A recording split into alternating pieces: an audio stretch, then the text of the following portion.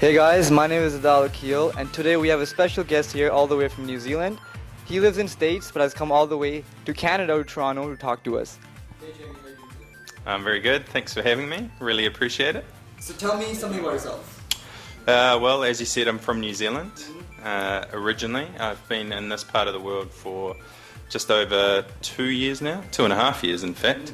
Spent 8 months in Toronto and now almost 2 years or a year and a half in the States.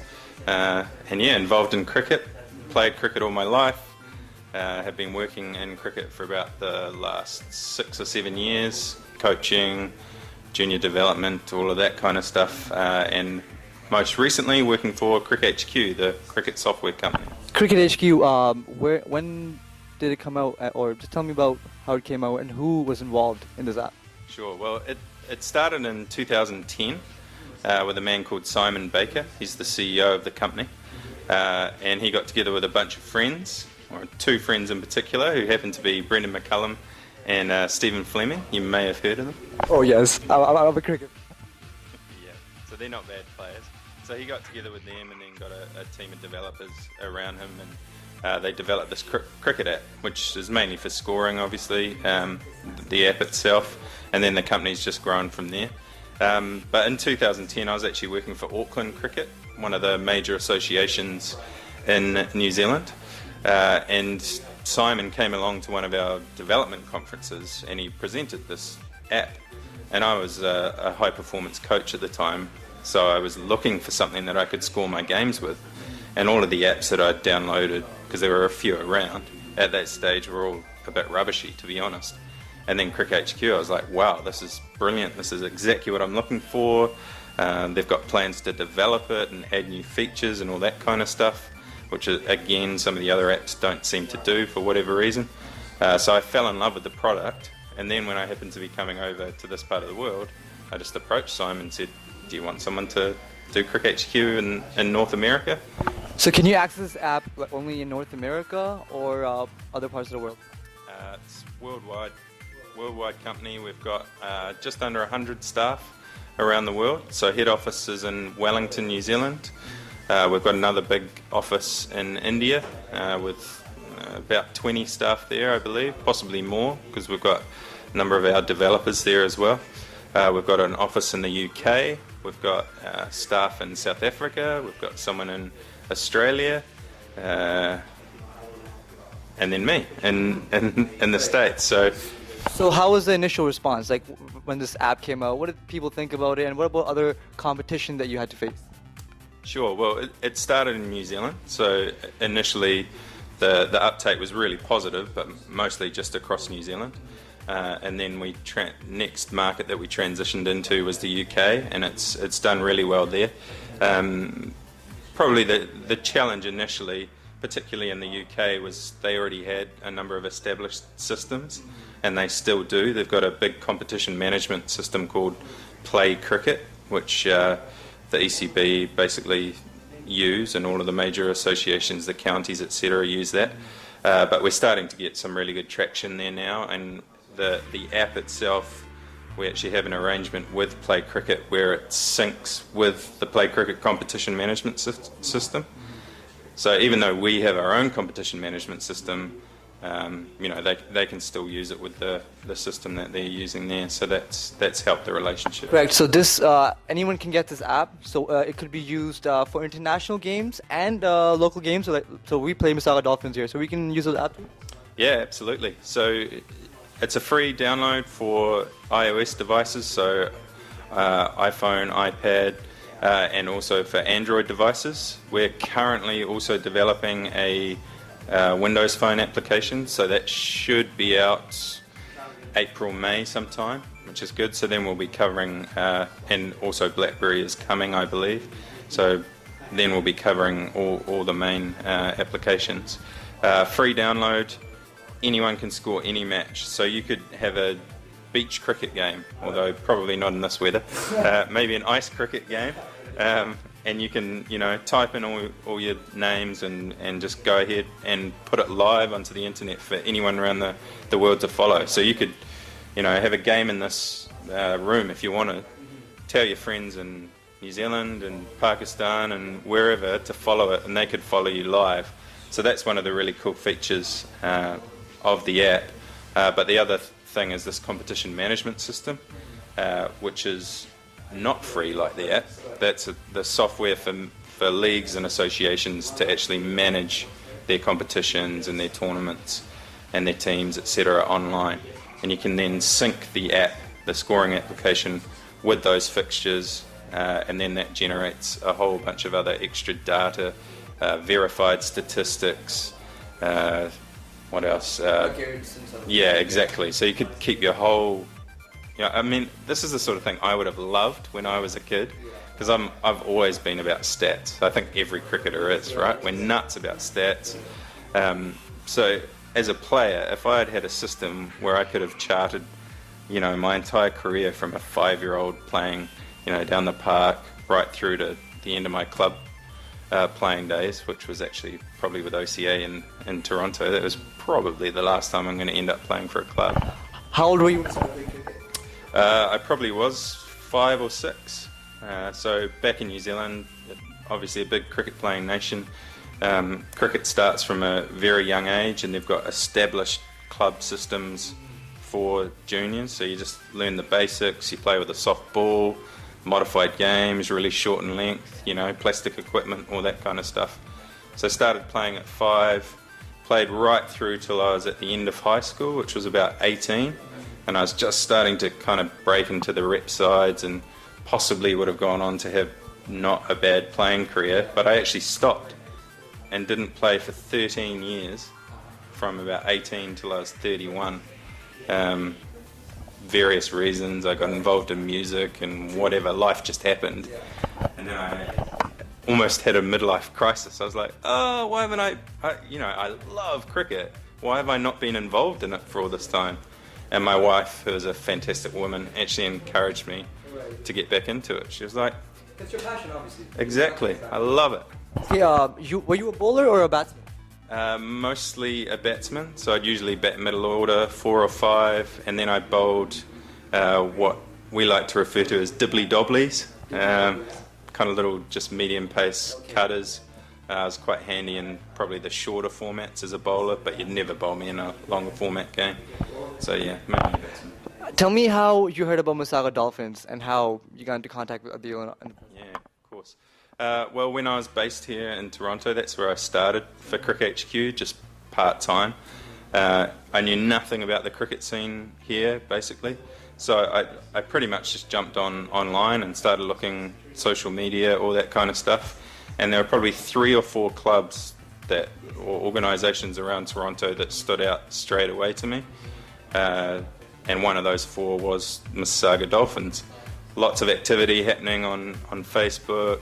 You guys had a website, and then the first ones to have a Facebook page. There you go. There you go. So it was obvious that we kind of get in touch. I don't even know how I first got in touch with the deal. It must have been through Facebook, I imagine.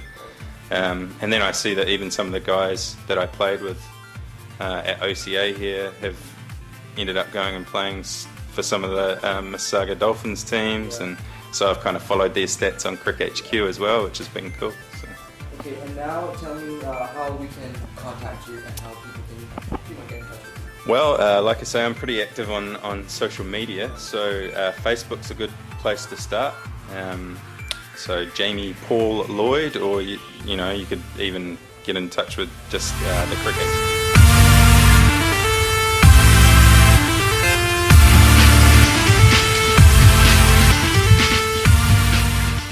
Hey guys, my name is Azal. Today we're here with the Canadian cricket star Chima. Uzwan?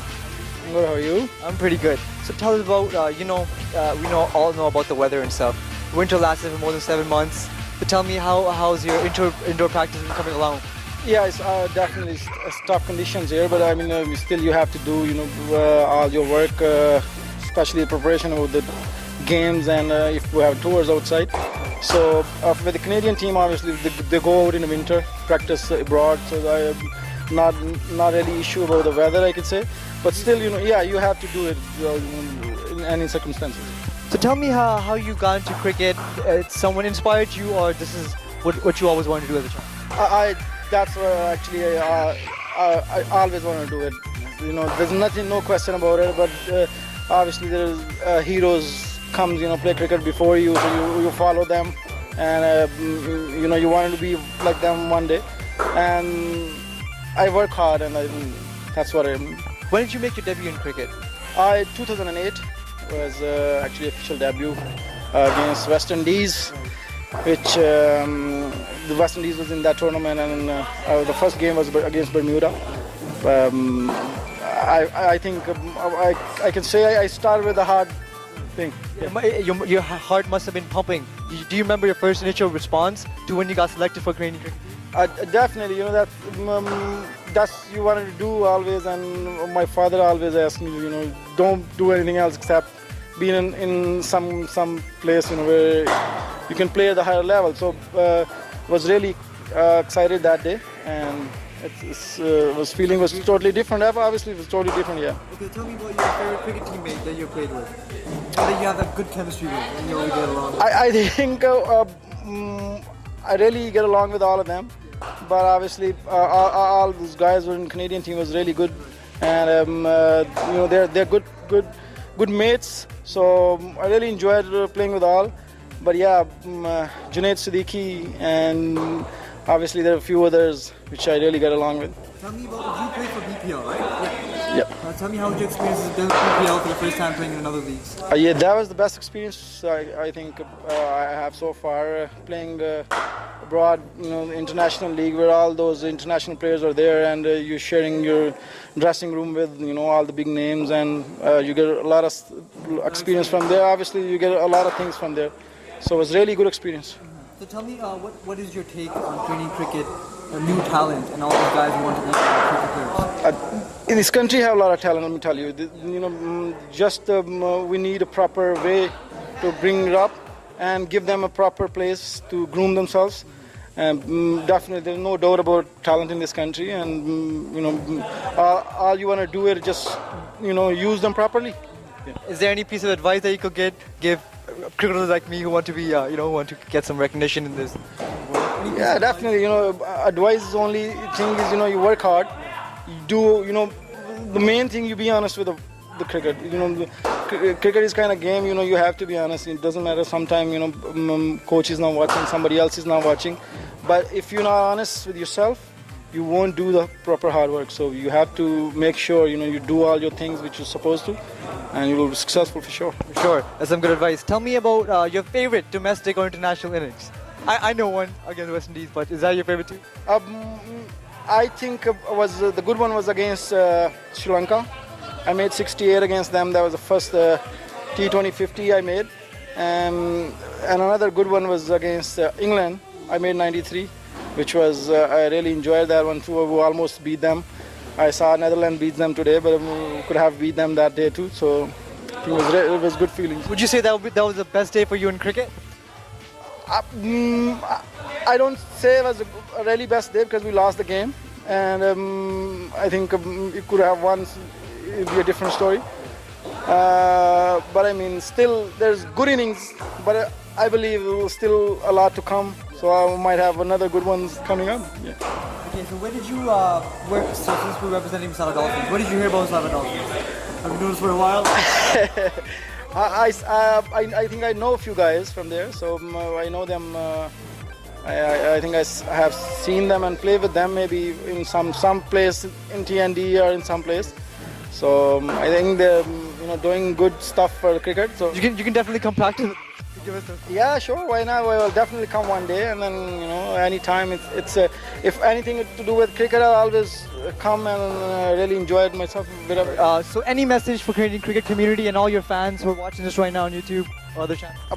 You know, message is like, you know, whoever watch cricket and whoever love cricket, definitely the Canadian cricket is not in a really good shape right now. But I mean, it will come back for sure, and just be patient with us for a while, and then you know, just wait, because sometimes, you know, it's a hard way. I saw Netherlands got out on 40 something against Sri Lanka, and today they end up beating England. So these kind of things, you know, I'm sure Canadian team will come back hard and do, you know, get their status back, ODI status. hopefully all those things go back to normal.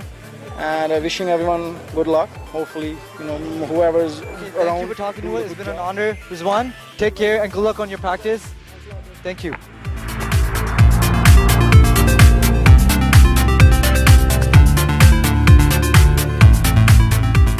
Hello, I'm here with Hassan Mirza, captain and the president of the Rising Cricket Club. So about the Rising Cricket Club, what is there more to add on? Well, to begin with, thank you for having me here. Again, Wrestling Cricket Club has been there for a while. Thanks to all the guys who have been supporting me all those years. The list is long, so again, the time is limit.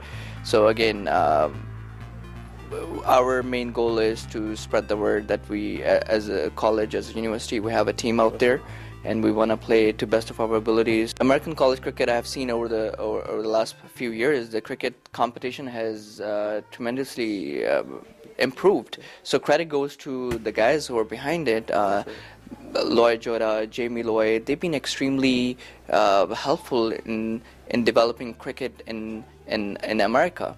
And again, that's the goal we have here as well, to spread Canadian college cricket in Canada as well with their help. Again, it's nice to have Canadian universities going to America, and it would be nice to have American universities coming to Canada and take it to take cricket on college level to a different level. Yep. So there are areas where we can work to improve. We need to spread the word on social media so people are more aware of it. So I'm sure from this channel, a lot of students who go to Ryerson, they can find out about Ryerson Cricket Club and they can join it. So just like Ryerson, there are other teams like Waterloo and UTSC. So their guys, when they would know the cricket is spreading here, it's an opportunity for them. They can develop a club structure in their schools and spread their cricket.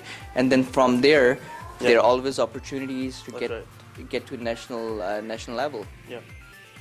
Again, I would like to mention a few names who've been so supportive over the years developing this club and helping me out. Farhan Khan is one of them, Noman Aslam, Anil Rizwan, Warren Rajroop, Harsh Desai, Ubaidullah, Talha. Like, there are so many guys who have been helping me behind the scenes to make this club successful.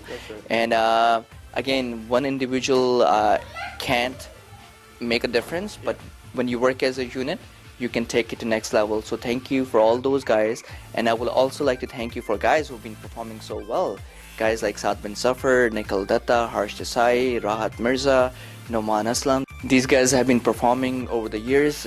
Those are the guys who deserves a chance at the national level, or if not, then they at least deserve an opportunity to play at the highest level. So again, thank you so much for having me here. A great platform. It's a great initiative which you guys have took to spread the word, and I'm sure with this channel a lot of people can be aware of college cricket, university cricket, and they can join their respective